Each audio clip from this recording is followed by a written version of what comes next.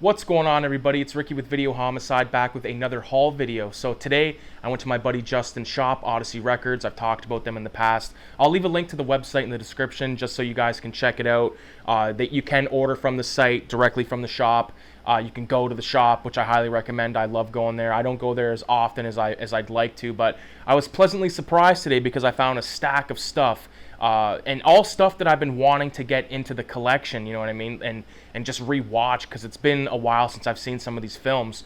One of them, I think I've made a video about all these movies, to be honest with you, except for one, but we'll get to that in a minute. So back in, I believe, November, I had pre-ordered issue 1 of The Beyond from Eibon Press, which of course they do this fantastic job recreating some of Fulci's, most beloved films: City of the Living Dead, The Beyond, Zombie, House by the Cemetery, New York Ripper, The Maniac. Like, Maniac's not Fulci, but you get what I'm saying. Like, lots of really cool stuff. So in conjunction with Grindhouse releasing, we got The Beyond, and the art in this is fan-fucking-tastic. If you've not picked up any of these Eibon Press books yet, highly recommend. Go to the website, buy what you can, because this is the type of shit that goes out of print very quickly. You know what I mean? I've seen issue 1 of the Zombie comic for like $80 at a horror con before, and I was like, dude, I bought that for like 15 bucks brand new when it came out. So this stuff is very collector-y. And but not only is it a cool piece to collect, it's a great read. You know what I mean? Like, that's the thing I love about adaptations, especially by the Eibon Press team, because everything's just so badass and everything just looks great. Like, if you look at the back, you can see some of the previous stuff they've done. So highly recommend checking out Eibon Press. So there's that. Now, moving on to the movies that I bought over at Odyssey, I felt very lucky because this is a movie that I watched, I believe, during the 30 Days of Horror that I did. I'm taking the price tag off. We've got Burial Ground. So Burial Ground is a fantastic Italian horror film. It is directed by Andrea Bianchi. So a chick directed this. That's really dope. Great job. This film, of course, is well known for its very visceral zombies and that creepy little fucked up kid that's really like 30 and he's like sucking on his mom's tit and all that shit.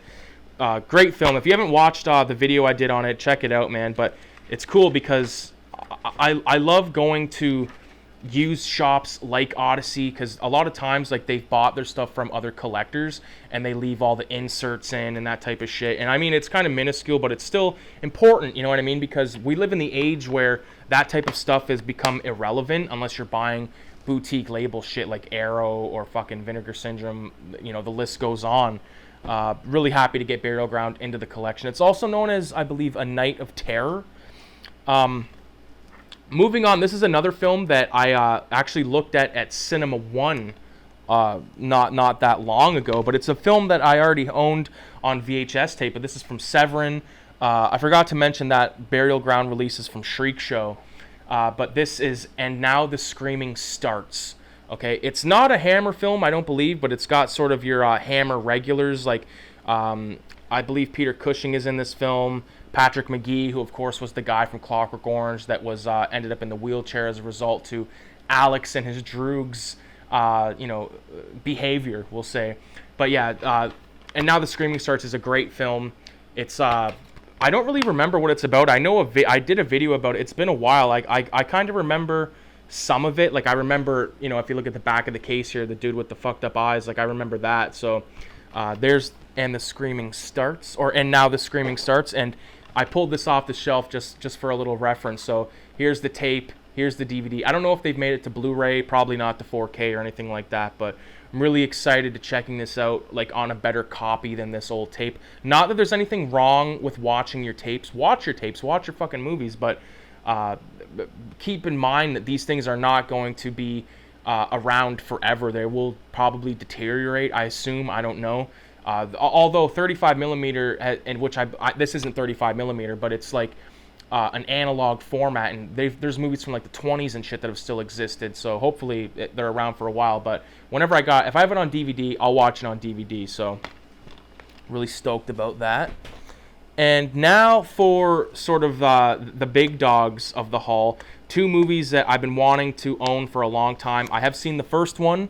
I don't think I've seen the second one, although maybe once I watch it, I'll remember certain things. But I picked up Necromantic by Georges Bajeret and Necromantic 2. So really stoked to get these into the collection. These are some sicko type movies. Definitely not for everybody, but they are for me because I like pretty twisted stuff. There's good effects. There's a fucked up story to it. Necromantic 1, I believe, was a video nasty. If it wasn't, it damn well should have been, because it's fucked. And then Necromantic 2 comes with a soundtrack as well. So there it is, man. I'm really stoked to pick up some new movies for the wall, and check out some stuff that I've seen before, haven't seen before. I've been slowly making it through my pile of to watch movies because there's so goddamn many of them. Like I still haven't watched any of the films I got from Radioactive Blob Fuel, and I haven't watched any of the films that I got from Movie John, for fuck's sakes. And the one that I really want to check out is Psycho Pike. I believe it was called Psycho Pike, which is a Canadian shot on video, just fucking cheese fest, man, with a giant killer pike. If you don't know what a pike is a fish. All right, but the amount of videos that I'll be putting out in the next little while should be more than usual, just because my weekends are now open. I now work Monday to Friday, which I'm so happy about because I've been working the most fucked up, weirdest shifts. Sunday, Monday, Tuesday, Wednesday, and then Friday night, and just weird shit like that. So now I have time to actually watch some stuff and make some videos, because I could have made videos just talking bullshit, and I still will, but it's always better to either have a haul or a topic for me, although I probably will be doing a channel update in the next couple of days just to, get my shit in order, because I do have a few videos that I really want to make that are going to take, some time to get everything pulled together and do these sort of, not really top 10s, but collection videos of certain either directors or actors or whatever it is. So I appreciate everybody for watching. Make sure you leave a 666 in the comments. And with that being said, check out Odyssey Records. Support your local video stores, record stores, whatever it is, because these are the places that we're going to be able to recapture or relive those conversations that you may or may not have had in video rental stores or in record stores. Everything's moved to online, and it's taken apart the best part of going out and hunting. And when I was in Odyssey today, maybe I was there for 45 minutes to an hour. We were just bullshitting about everything, and it was great. You don't get that online. You find something on eBay, you click buy, and then you just fucking sit there like Mr. Burns and wait for it to show up at your door.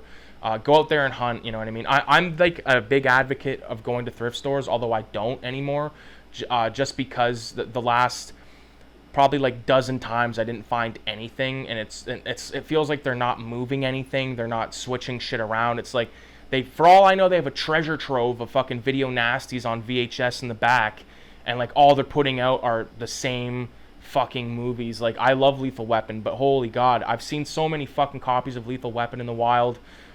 Batman from '89, it feels like so many times I've been to thrift stores and shit, and I've had to I've take if there's 5 copies of the same movie, I put them all together just so they can be oh shit, we got 5 copies of that, and then 10 weeks goes by, oh, we got 7 copies of that out now. Dude, switch the shit out. If it ain't moving, bin it, and then fucking get some new stuff out on the floor, because nobody wants to drive around the city and go to every thrift store and come home empty-handed. I think the last thing that I bought at a thrift store was a pair of earrings for my girlfriend. We went to a thrift store after sushi once, and I still would recommend checking them out, especially if you're a beginner collector of this type of shit, because, I'm sure I'm speaking for a lot of people. When you go to stores, thrift stores, you see a lot of stuff, sometimes good stuff, but you already own it, and you're not going to just buy it just to fucking stockpile it, For a while, when I seen stuff, even if I already owned it, I would buy it in hopes that maybe I'll sell it, and then a lot of stuff got pitched when I moved, just random bullshit. Although I am slowly purging out the stuff I do have, making room for new shit, and just having a blast with the collecting. And I've kind of got a second wind a newfound appreciation for what I have behind me here, and that's just like this library of really good movies, and I want to watch them. I want to talk about them. I want to do like I'm considering doing a podcast like on my own, like a pre-recorded podcast kind of thing. Put it up. It'd be video of just me talking about different types of topics, all related to the stuff that we love. You know, movies. Basically, movies and art is all I give a fuck about, other than my girlfriend and the dogs and shit like that, and my family. So, with that being said, a little bit of a rant there, a little bit of a tirade for a while, but again, I appreciate everybody for watching. And it's been good. So I'm gonna enjoy the rest of my Sunday. It's 6:45. I don't gotta be to work till tomorrow at 3 o'clock in the afternoon. So I'm gonna take advantage of the day. Maybe make a few more videos. You might see them come out throughout the week. And if not, then I'll see you when I see you. Hopefully we'll do a live show.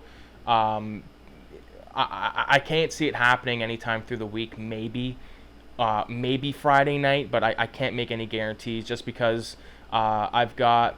I want to hang with my chick, you know what I mean? And it's just important that we get to have our nights and stuff. And it's not always about like, oh, I want to watch movies so I can make YouTube videos, you know, and, which I love doing. But I've never been one to force these videos. You know, I like to make them as, you know, when I buy shit or whatever, when I see something really awesome, I like to make the video. But I don't want to just make like some sort of like schedule where I got to put these videos out at a certain time or date. I find it never goes well, or it's hard to keep up, you know, because even if you're just taking the camera, setting it up, and shooting yourself talking, it still can be a pain in the ass, because like you got to go back. Well, some people, I don't always, but you know, go back, watch all the footage, and then edit it, render it, and then upload it. Rendering the fucking video on Adobe Premiere, especially in like high quality, can take like 45 minutes to an hour depending on the length of the video, but you know, that's fine because I love doing it again. So with that being said, 666 in the comments, motherfuckers, and with that being said, adios.